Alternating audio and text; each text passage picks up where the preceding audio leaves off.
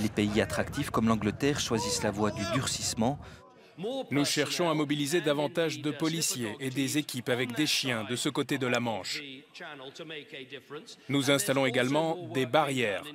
Je trouve qu'on les traite un peu comme des animaux. Faudrait plutôt se mettre à leur place et dire que, enfin, se demander ce qu'on ferait nous. Si c'était par exemple notre pays qui était en guerre, c'est vrai que j'aimerais bien qu'un autre pays puisse m'accueillir. On peut pas faire grand-chose parce que si on leur donne un travail, de l'argent, après il y aura forcément moins pour nous. Du coup, ça va nous embêter nous. En tout cas, en Suisse, on pourrait les aider parce qu'on n'est pas un pays trop pauvre.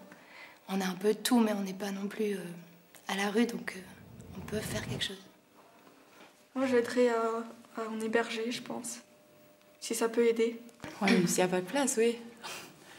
Mais à la maison. Oui. Ah, mais à la maison chez nous. Ah ouais. Pas de place. Quand tu regardes avec, par exemple, une vision d'enfant un peu, parce que tu dis, c'est facile, je lui prête un lit, on met une assiette en plus à manger, et puis voilà. Mais après, on ne sait pas vraiment qui il est, ça pose plein de problèmes en fait. Mains et pieds liés, le suspect au sol est assommé. Près de lui, l'arme qu'il tenait, une kalachnikov, et un sac à dos rempli de chargeurs. Moi, par exemple, pour venir à l'école ici, tous les jours, je prends le train. Puis j'aimerais pas qu'il y ait quelqu'un comme ça qui prenne le train avec moi, quoi. Après, il n'y a pas de risque zéro, donc si on peut pas contrôler tout le monde, sinon on perd trop de temps. À voir ce qui s'est passé, on peut se dire que tous les jours, il y a quelqu'un qui peut venir comme ça. Maintenant qu'il y en a un qui a lancé la machine, les autres, d'autres personnes peuvent aussi le faire, vu que lui, il a pu, donc pourquoi pas moi. C'est sûr, ça fait peur.